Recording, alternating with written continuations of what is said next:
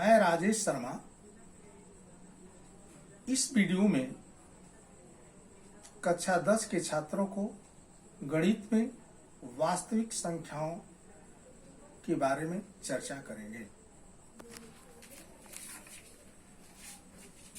प्यारे बच्चों, यहाँ पर मैं आप लोगों को अशांत आवर्ती दशमलव को सरलतम भिन्न के रूप में कैसे व्यक्त किया जाता है, बदला जाता है, उसके बारे में हम चर्चा करेंगे और उसके विषय में एक उदाहरण लेकर के मैं इसके बारे में समझाऊंगा। जैसे अशांत आवर्ती दशमलव को सरलता भिन्न में बदलने के लिए पहला उदाहरण मैंने लिया है वैसे तो मैंने 3 एग्जाम्पल लिया है, लेकिन पहला एग्जाम्पल ये है 2.4 बार। 2.4 बार। अब यहां पर आपको मालूम होना चाहिए कि बार क्या चीज होता है। जैसे 2.4 और ऊपर एक लाइन खींची गई है, उसको बार पढ़ते हैं और इसका मतलब ये होता है कि वह संख्या दशमलव के बाद कि अनंत बार रिपीट होगी। उसकी कोई सीमा नहीं है कि कितनी बार आएगी। अगर उसको हटा दिया जाए तो वह अनंत बार लिखी जा सकती है। तो यहां पर हम क्या करते हैं, सबसे पहले समझने के लिए हम इसकी वैल्यू को x मान लेते हैं। ये जो परिमेय संख्या जो इसकी होगी या इसका जो वैल्यू होगी, इसका जो मान होगा वह x होगा। ये हमने मान लिया। तो माना यहां x बराबर 2.4 बार। अब नीचे देखिए, उसका हम विस्तार कर रहे हैं। x बराबर जब हम लिखते हैं 2 पॉइंट के बाद जो हमने बार 4 पर जो बार लगाया था, अब उसको देखो मैंने 3 बार लिखा है। वो 4 बार भी लिखा जा सकता है, 5 बार भी लिखा जा सकता है, 6 बार भी आगे बढ़ाया जा सकता है। जैसा कि मैंने डैश डैश दे करके लिख दिया। इसको मैंने इक्वेशन नंबर 1 यानी समीकरण 1 बना दिया। ठीक है। अब हमने क्या किया, ये समीकरण 1 जब बनाया तो इसमें पुनः क्या करेंगे, 10 का गुणा करेंगे। समीकरण 1 जो बन गया, इसमें 10 का गुणा हम दोनों पक्षों में करेंगे। अब कोई छात्र ये भी बोल सकता है कि सर 10 का क्यों गुणा किया, 100 का क्यों नहीं कर दिए, 1000 का क्यों नहीं कर दिए। इसका नियम होता है, जब दशमलव के बाद एक अंक है और उसमें बार लगा हुआ है तो उसमें 10 का ही गुणा होगा। तो यहां पर हमने 10 का गुणा किया दोनों पक्ष में, तो 10x बराबर यहां हो जाएगा 24.44। और भी संख्याएं आगे बढ़ाई जा सकती है आवश्यकता अनुसार। अब इसको हम दे दिया समीकरण नंबर 2। ठीक है। अब यहां हमने क्या किया, आप देख रहे हैं कि ऊपर समीकरण नंबर 1 है, नीचे बन गया समीकरण नंबर 2 और हमें x की वैल्यू ज्ञात करनी है। तो करते क्या है, इसमें देखें बड़ा समीकरण कौन सा है। तो चूंकि ये पहला वाले में x है, दूसरे वाले में 10x है, ये 10 गुना 10 टाइम है। तो हम इस दूसरे समीकरण में से पहले समीकरण को घटाएंगे। यहाँ लिखा है समीकरण 1 को 2 से घटाने पर, तो 10x बराबर 24.444 लिखा है। यहाँ आगे डैश डैश भी लिखा जा सकता है, बहुत सारा डैश दिया जा सकता है इस तरह से। इसी प्रकार समीकरण नंबर 1 को हमने लिख दिया यहाँ पर x equal to 2.444 dash dash शुआ, और इसके बाद इक्वेशन नंबर 1 लिख दिया। अब मैं समीकरण 2 से समीकरण 1 को घटा दिया, तो यहाँ देखिए माइनस किया तो 9x आया। यहाँ माइनस करेंगे तो ये इधर की संख्या है 0 आ जाएंगी, 0.000 एंड सो ऑन आ जाएंगे, और यहां माइनस कर देंगे तो 22 आ जाएगा। अब यहां पर ये सब आप देख रहे हैं 9x बराबर 22 हो गया, तो x इक्वल टू क्या होगा 22/9 हो जाएगा। और यही x जो है वैल्यू हो गई 22/9, और इसको संयुक्त विधि के रूप में लिखना चाहे तो 22 में 9 की भाग दे दीजिए, भाग 2 बार जाएगी, 4 शेष बचेगा, तो आप लिख सकते हैं 2 सही 4/9, ये भी आप लिख सकते हैं। और इस तरह से अब देखिए दूसरा इक्वेशन मैं प्रस्तुत करने जा रहा हूं। इक्वेशन तो ये नहीं है, इक्वेशन हम बनाएंगे। ये दिया गया है 0.33 बार, ये डबल बार है, मैंने 3 दोनों 3 पर बार लिखा हुआ है। अब देखिए पहले में दशमलव के बाद एक अंक आया था, एक बार था, तो कितने का गुणा किया गया 10 का। यहां पर आप देख रहे हो कि दशमलव के बाद 2 अंक आया और उस दोनों पर बार लगा हुआ है।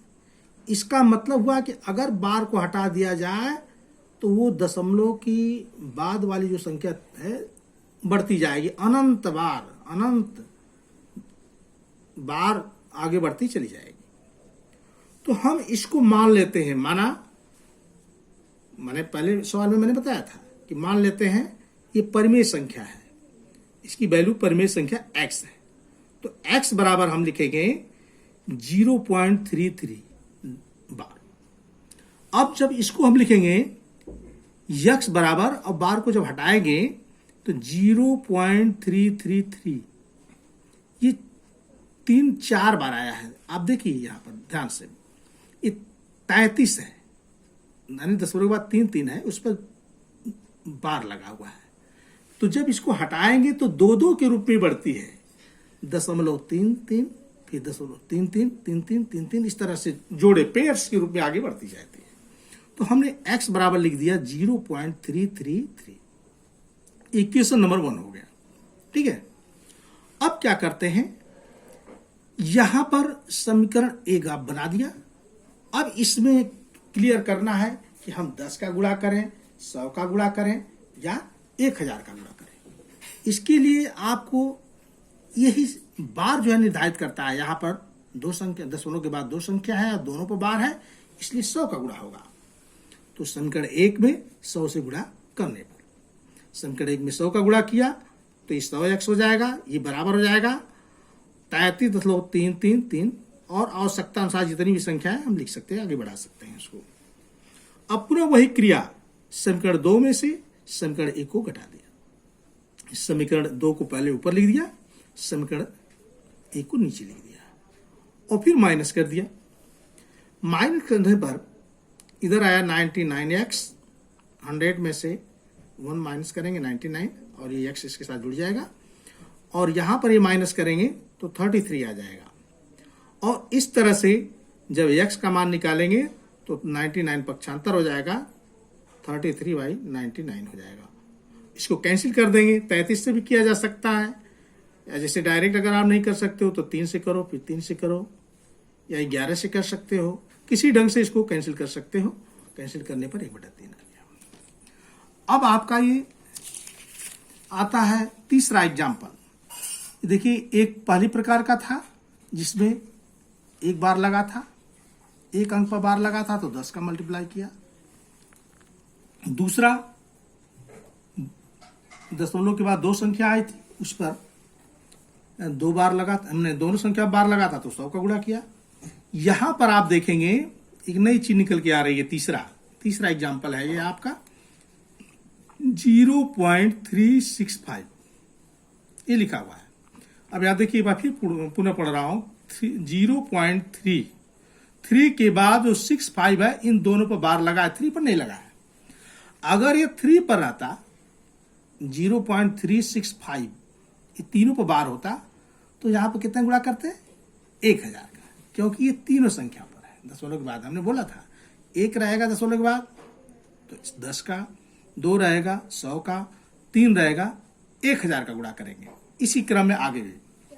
लेकिन यहां वो बात नहीं है, बात हट करके दूसरी है। यहां पॉइंट के बाद एक अंक है, उस पर बार नहीं लगा है, 6 और 5 पर लगा हुआ है। तो अब देखिए थोड़ा बात यहां अलग है। अब हम इसको मान लेते हैं, यह भी परिमेय संख्या, इसको परिमेय संख्या x के बराबर मान लेते हैं। माना x बराबर 0.3665 पर बार।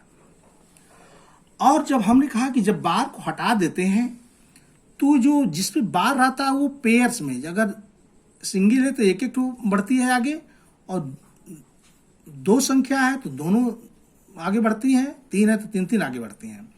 तो इस क्रम में आपकी संख्या बढ़ेगी 0.3 तो 6565, इसके बाद डैश डैश, और भी आगे जितनी जरूरत हो बढ़ा सकते हैं। ये हमारा बन गया इक्वेशन नंबर 1। अब समीकरण 1 में 10 से गुणा करेंगे। क्यों 10 से गुणा किया, यहां क्यों नहीं 1000 गुणा किया गया? बात, जब दशमलव के बाद एक संख्या होगी जिस पर बार नहीं लगा है और उसके बाद जो संख्या है 2, यानी दशमलव के बाद 3 अंक हैं, तो लास्ट में जो 2 अंक हैं उस पर बार लगे हुए हैं। तो हम क्या करेंगे, पहले हम इस समीकरण नंबर 1 में 10 से गुणा करेंगे और फिर पहले हम गुणा कर लेते हैं समीकरण 1 में। 1 का जब गुणा करेंगे, समीकरण 1 में 10 का जब गुणा करेंगे तो 10x होगा, यहां होगा 3.6565 डैश डैश 1, समीकरण नंबर 2 बन गया।